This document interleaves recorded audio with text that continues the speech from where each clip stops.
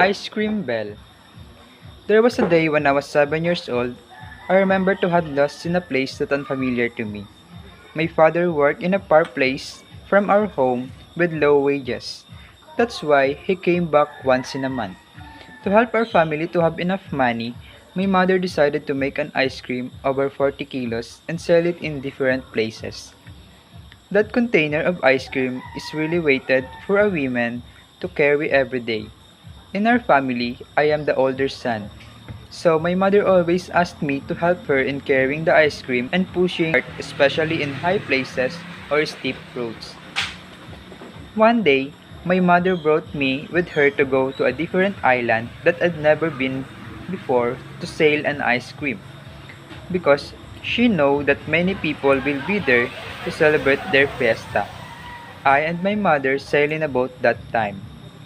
I was really felt fear in sailing a boat, especially when I see those big waves in front of us. I just hugged my mother and closed my eyes to not see those big waves. And then when we arrived in the island, my feeling was little relief. I see many people and children who wants to buy ice cream. Then I see the graceful face of my mother while assessing them. On the other side, I see children playing text that get my attention and interest to play with them. I also remember that I brought my text and put it in my pocket. So I asked my mother's permission for me to play with the children, and she said to play just a little bit of time and just stick with her. I was happy that I gained more text in playing while seeing my mother's ice cream cart going far little by little. But I didn't mind it and just continue playing to have more text. Because of enjoying of playing, I didn't notice that my mother is so far that time, and I can't hear the sound of her ice cream bell anymore. I look around to find her but I can't see her, so my tears started to flow.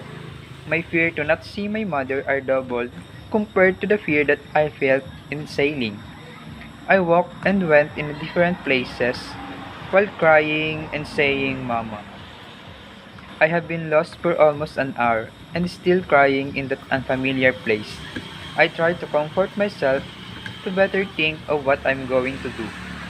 And according to Hafiz U. Amin, 2017, emotion has a substantial influence on the cognitive processes in humans, including perceptions, attention, learning, memory, reasoning, and problem solving.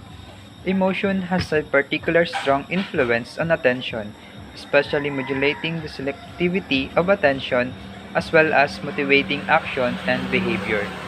So I decided to go to a place where there are many people and listen to my mother's ice cream bell.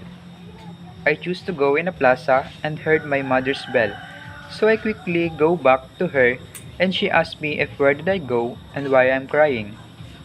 She was also finding me an hour, and I said to her that I have lost when I tried to find her after playing.